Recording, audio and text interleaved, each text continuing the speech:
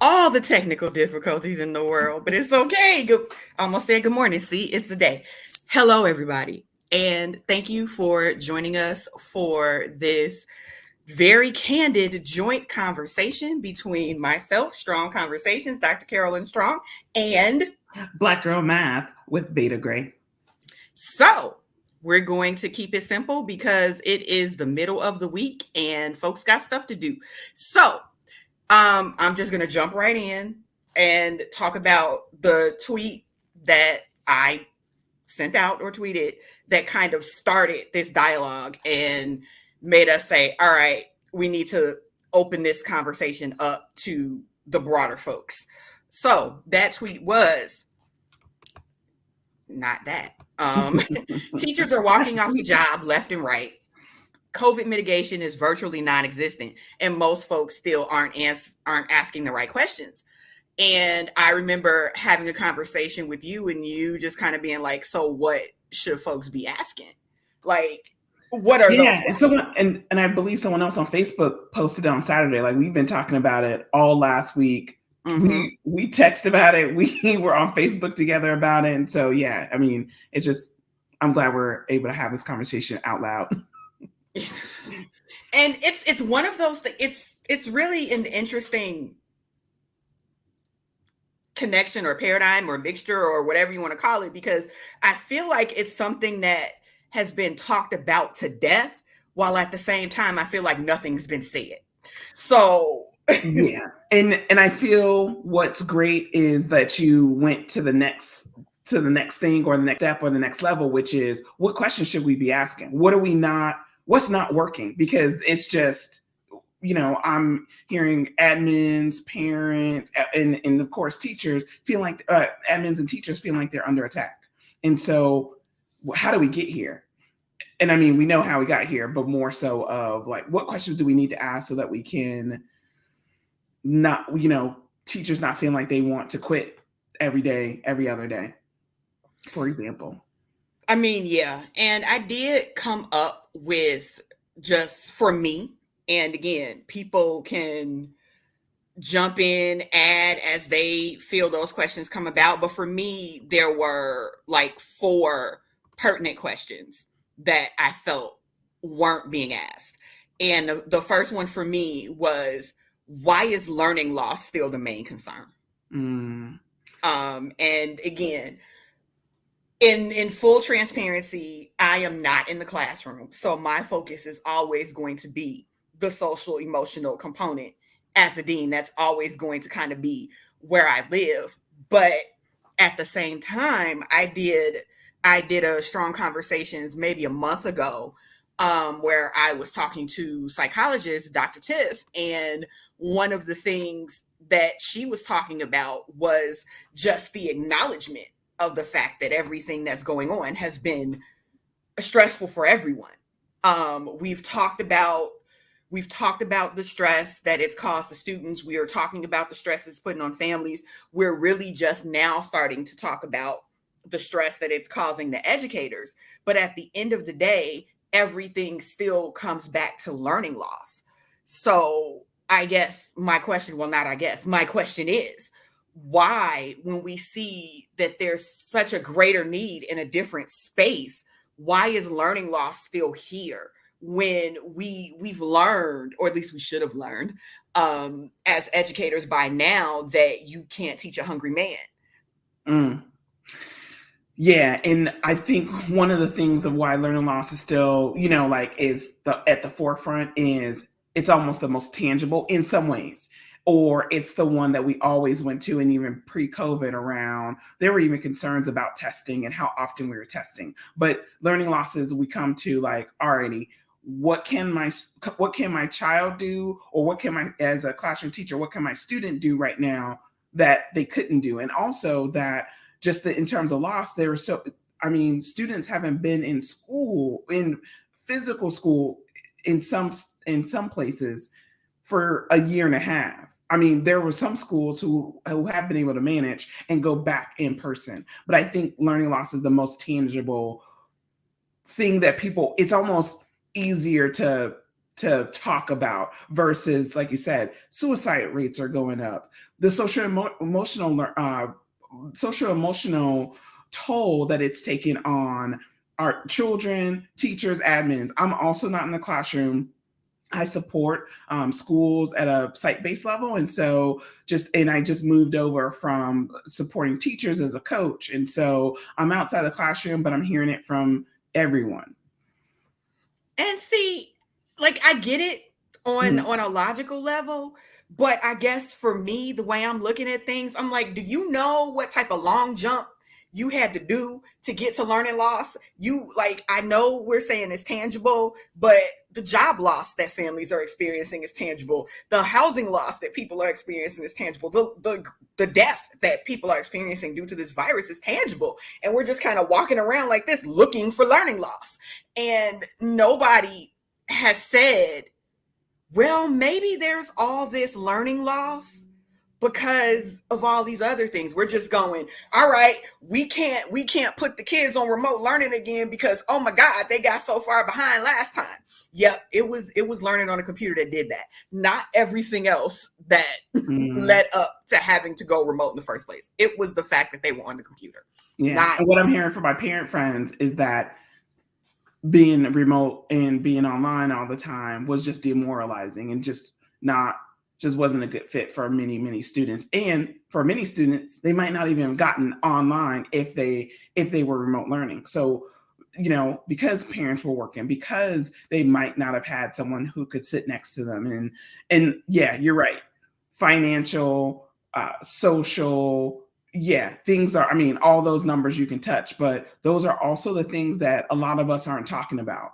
We're talking about it, but in terms of just talking about it in the sense of like, okay, what are we going to do about it? How are we going to support families who lost homes, who have lost jobs, who have, and the impact of all of that on their children? And now we're, almost in some ways they're thinking that the answer was, let's put them back in school in person and that will solve all the problems. And the thing is, it could have solved a lot of them.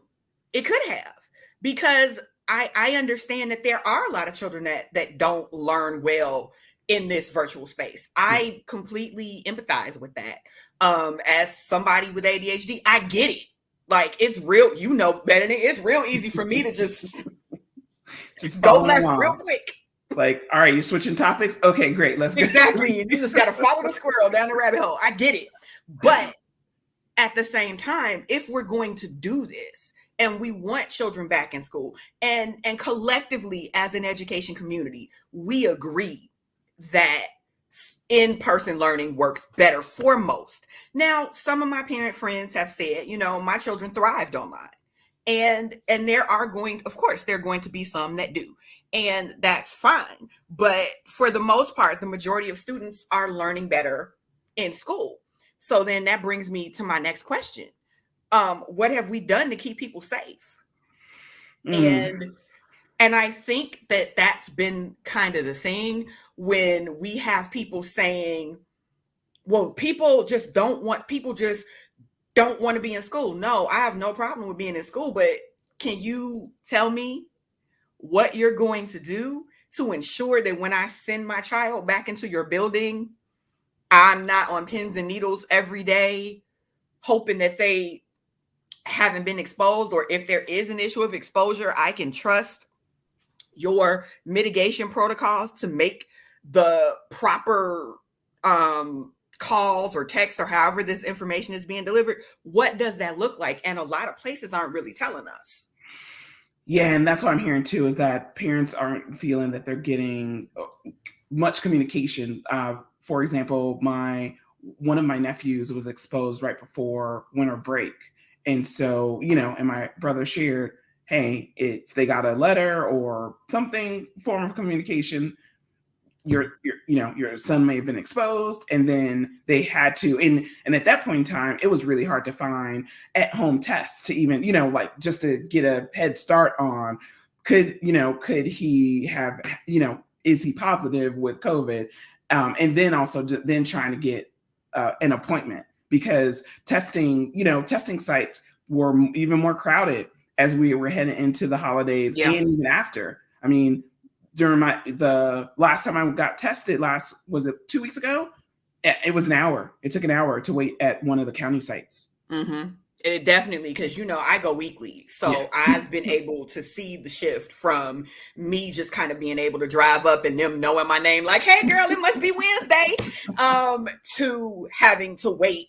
Like, I think when I went the right before Christmas, it took an hour and a half, and then when I went before New Year's, it wasn't quite as long, but it was definitely longer than I'm used to waiting as somebody that goes every week. So, but that's still off-site testing. That's still my choice testing. So I guess I'm still going back to the question of, as entities and as institutions, what has been put in place to keep people safe? And for those of you that are watching or joining us, if you are a parent or an educator, what have your respective school communities done to kind of ensure safety? What's happening? Because I know that across Illinois, there have been discrepancies in what it's running again. That you have some schools that are like, "All right, it's Monday, come get your swab," and then you have some systems that are like, "Well, we can't make you." So we strongly encourage that you do this. I know in California, they mandated, what is it, LA Unified School District? They mandated testing for everybody to return, and they caught 62,000 cases of COVID. Yeah, which was about 10% of the population already that they had tested and was positive. Yeah, so 62,000. I think it was people in the school community. It wasn't all students. Right.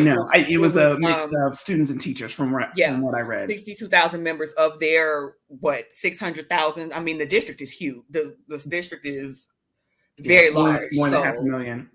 Yeah. Students. So just students by itself. Yeah. 62,000 is a lot. And so I think that just them saying, "Hey, you can't come back until we have some sort of baseline," because there are schools here that went back and were on quarantine literally halfway through the day. Some of those tests started coming back, and now you've got a situation where we've been in school for 4 hours, and now people got to quarantine for 5 days. Yeah, or that they, I had teacher friends who had half of their students the first day back, or sometimes even less, because either they had tested positive or had to quarantine because of exposure, or oh man, I just lost it. Or that's all right.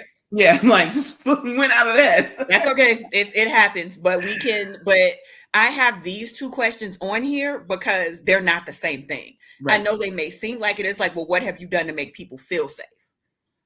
Because sometimes, people have a bunch of jokes about me because I test so often. And so it's come to the point where it's like, you don't have to test every week. I'm like, okay, at this point for me, it's emotional support testing, because it's the one thing that is in my control and I can do. And if something does happen, God forbid, if something does happen, then I'm on top of it. Knocking on wood over there? Yeah, of course. Yes. If something does happen, then I know last Wednesday I was negative. So there's this small window that I have to do my contact tracing and those types of things. So I guess the next question that we should have been asking is, what have people done to make people feel safe? And I think that standing before those in your employ and declaring that something is safe because you said so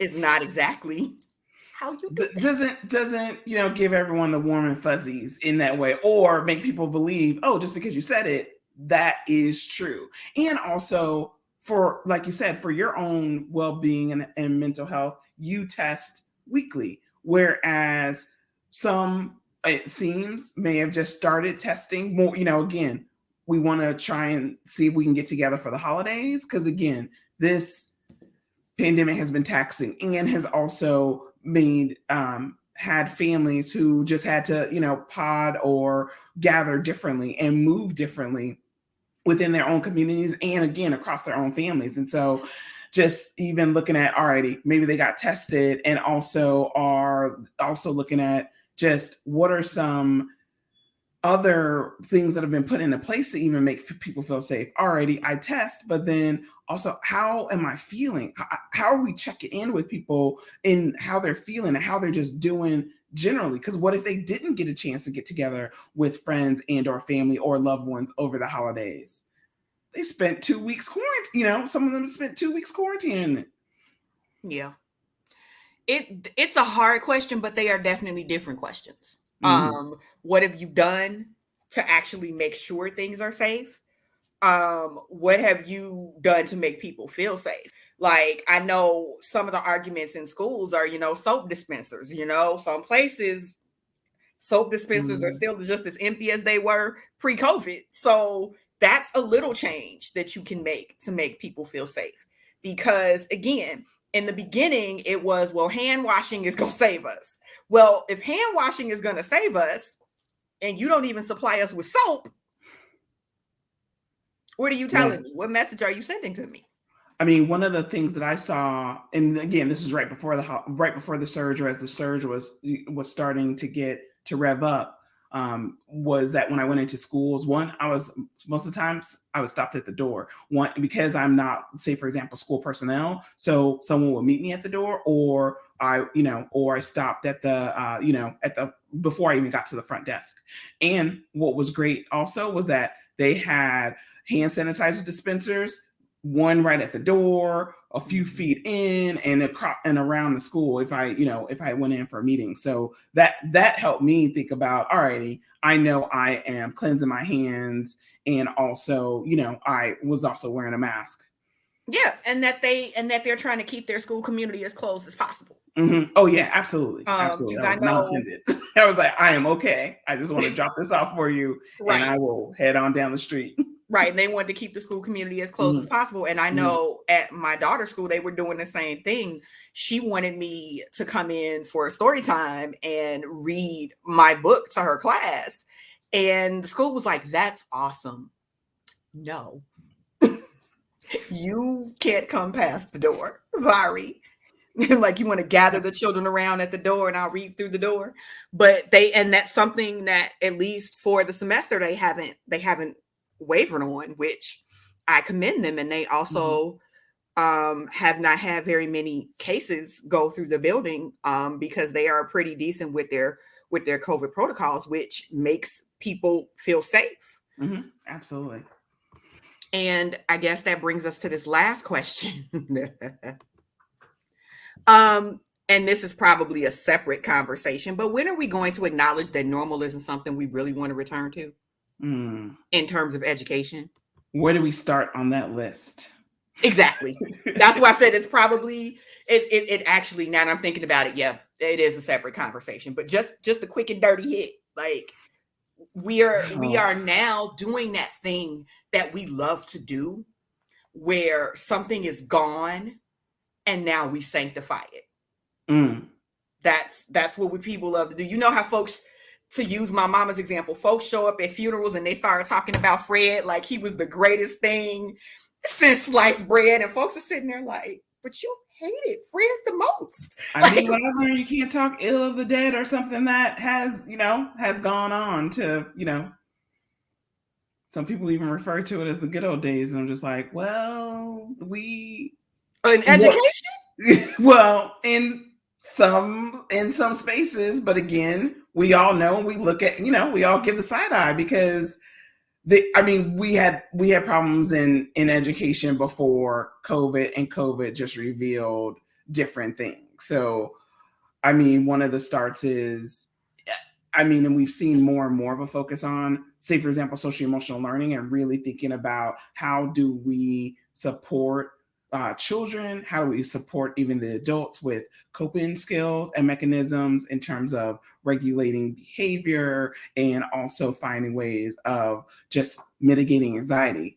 One of the things that I learned during the pandemic and when I was like quarantining or when we were on shutdown was I need some more tools. Like my regular tools were not working to help me with my anxiety. I mean, I got coloring books, just different things of like journaling more. And so what are some things that we're doing with students in the classes and also and at home to support?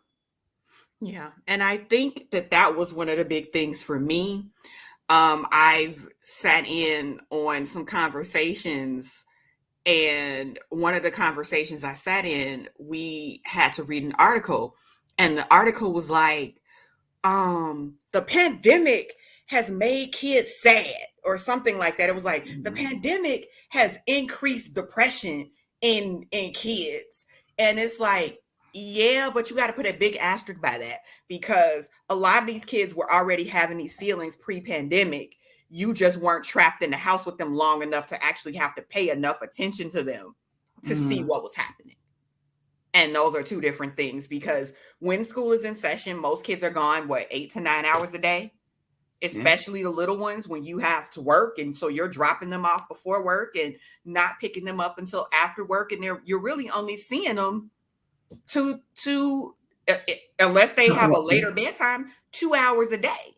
So it's hard to know. It's easier to notice some stuff when you're sitting on top of somebody for several months than it is to notice it when you are literally bringing them in the house, shoving food in their face, running them through the bath like a car wash, and then dumping them in the bed. Right. So, and again, that's not to say that this isolation has not exacerbated people's ongoing mental health struggles, because that's not true at all. But a lot of this stuff was already there, and it was just easier to ignore before. Yeah. Or we were so busy that we, if we didn't see it. Yeah. And that's the one thing that this has done, is kind of make people slow down and take stock of everything. Yeah. And what's really and truly important. I know one of the things about, I was reading the Forbes article that was released last week around just teacher, what's happening with education. And one of the things that they suggested is, how are we going to, like, not trying to put the COVID learning loss just on the teachers, and how are we really going to be thinking about, so one of the questions that popped up for me is, what's going to be important to teach this year? What do you want to make sure that your students, your children walk out of this year with? Versus thinking like, you got to know this, you got to know your times tables, you got to know how to add and subtract fractions. And so really thinking about, where did they start the year at? And also what is going to be important, 2 or 3 things that we want to make sure they leave the year with. Yeah. And I think too, one of the things that we have to look at is the decision-making tiers, because school districts or the state gave school districts the green light to forego testing during the pandemic and forego teacher evaluations. And a lot of folks did not take them up on that, because somehow, some way, they figured that high stakes testing and teacher evaluation was still important in the middle of a global pandemic. So a lot of powers that be have not shifted the focus on what's important either. So how can the shift in focus trickle down if your higher ups are saying, no, we have to stay the course, even if that course is going into Lake Michigan? Right. And also, and I think it's been suggested across different spaces, actually coming together and having versus first it being top down, like, let's just really have a conversation, come to the table, like, what are we really experiencing? And see, I'll put it out there. Any district administrators want to come talk to me, I am open to dialogue and having conversations about what's important, because we're not really getting it right now. Which leads me to my next point, which is that the National Association of Secondary School Principals just released a study, and it was called, what was it called? Not like I didn't just read the doggone thing. What was it called? There it was. The NASSP survey signals a looming mass exodus of principals. Now, one of the things that we've been doing is that we've been talking a lot about teachers in all of this. Yeah. And sometimes when we do that, we forget, that there are school level administrators here too that don't really have as much control over their buildings as they would like. So it's that trickle down where they don't necessarily agree with it either, but gotta eat. Yeah. Right. So the key findings from that survey were that if we continue on this same course, there will be a mass exodus of principals from K-12 schools, which has already started. Yep. I was on LinkedIn because, again, it's no secret that I spend copious amounts of time on LinkedIn. And across social media platforms. Yes. I think the trends that are changing on LinkedIn are very interesting, which is why I'm like, this is like Facebook with job applications. But one of the things that I'm noticing on LinkedIn is that there are a lot of principal jobs open, like in January. Lot. And you don't see that on LinkedIn. You might see it on a school website, or you might see it elsewhere. But yeah, that does say a lot about that. Well, even if you see it, you usually, if there are job openings for principals, usually in January, they're for a July start. Also because somebody is leaving at the end of the year, somebody's retiring, and they're trying to do their due diligence about their hiring process. And so they're posting in January to give them time. Though these are like, can you start in 2 weeks? Like, these are current principal openings, which makes me think that a whole bunch of administrators have just chucked the field to deuces, which is unfortunate. Because it is, especially losing that type of experience, and again, just feeling that like, hey, I got to get out, and I got to get out now. That also says a lot. For me, in my spaces of Carolyn put out a shout out to the admins. Again, if teachers want to talk through, what they're experiencing, especially math, and want to talk through, hey, what can I do in math to really support my students? I'm here for you. I love a good round table. You know that. Oh, absolutely. I love a good round table. I love a good chat and chew. I'm with it. I'm for it. And the other thing that they were talking about is that a lot of these people are not leaving to go to other schools. They're leaving the field entirely. Yeah, they're not, I found a better school. They're like, I am going to be the executive director of blah, blah, blah, because my leadership skills matter over there. Yeah. And that's the hard piece. And the principal pipeline is directly affected by the teacher pipeline. Of course it is. Because Absolutely. If you don't have teachers going through teacher ed programs, or if you don't have teachers matriculate into admins. If you don't have teachers, how are they going to matriculate? And I mean, what was it? Back when I started about 20 years ago, I think new teachers on average stayed about 5 years. And pre-pandemic, it was 3 years. I think you and I were talking about that. We were right now. Yeah. Yeah. So one of the questions that I thought of today as I was listening to another conversation with some school leaders is, what can we do to support? So, like, what can you do in your role? Because one of the conversations I was having with one of my best friends last week was, we are heavily relying on teachers, but we're heavily relying on schools for a source of just a lot of things, social services, education. And so what can we do as community members, as educators, to build that support and kind of, circle around because, we know they're tired. Yeah. The third finding was, oh boy, tense political environment is accelerating some school leaders' decision to leave the profession. We saw a lot of this when principals wanted to, in certain places that wanted to enforce mask mandates but weren't allowed to. Mm. And states that were, and even at the superintendent level, you had superintendents in certain states that wanted to enforce mandates, and you had governors that were threatening to take their funding if they put a mask mandate in place for students. So you are trying to do what you feel as an educational leader to keep your school community safe, and it's been politicized to the point that you can't do what you feel is best for your students. Mm-hmm. That's a hard pill when you've been trained to do what's best for your students above everything else. Yeah, I definitely was when I was a school leader. And last, traditional work-related conditions continue to impact principals' decisions to leave the role. So I'm not sure exactly what that means. And I was going to just ask, like, I'm gonna have to do a deep dive. Let me pull up the article, because that one didn't make sense to me.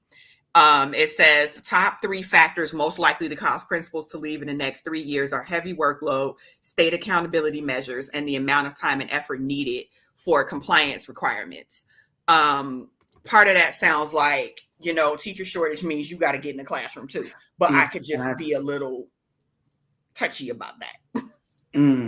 Got it. Yeah, and I've definitely been, called up schools in last week, this week, and just the principal, covering lunch duty. Mm-hmm. They're in the classroom. They, so yeah, they are doing everything, just whatever it takes, whatever they can do to, support. And that's great, because you should lead from the front, but it's also hard, and this is not necessarily what anybody signed up for. Admins, teachers, hell, lunch ladies. This is not what you signed up for. No. So no one could have imagined, what it would take to, run a school and, like you said, keep people safe. And one of the things that I was even thinking about or talking about last week was that for me at work, and again, one thing is that has been put in place, I can work from home. Second is that if I do go to an office, a work office, or if I do go to a work meeting, I know everyone is vaccinated. And so just like you said, going back to those things of what will keep people safe and what can we do to make people feel safe, and so I know those are like guarantees in my workspace, and it's just so much uncertainty. And uncertainty brings about anxiety, and nobody performs well when they're anxious. Mm-hmm. And that's what a lot of this boils down to. I know that this wasn't going to be a lengthy conversation, and there will be more conversations moving forward. Hopefully they won't all be about COVID, but these are our days and times right now. So if you're here, you know where to find me at Strong Conversations on Facebook, and Dr. Carolyn Strong on Twitter. Where can we find you? For me, I just got a new Facebook page. I'm super excited about. What? I'm entering the 21st century? Is that? Anyway, doing big things at Black Girl Math. So I'm Black Girl Math on Facebook. I am BLK Girl Math on Twitter. I think I'm under my own name, LaVeda Gray or Veda Gray on LinkedIn. Just, same. I don't think I have any fancy goings on LinkedIn. And I'm Strong Conversations on YouTube. Oh yeah, you are. You do have YouTube. I do have YouTube. I'm trying to diversify, because I know everybody's not on social media. Bringing me along. Well, everybody's not on social media, but everybody got YouTube, especially teachers. Yeah, that's where all the Khan Academy stuff is. All right, have a good one, y'all. Thanks, everyone. Bye.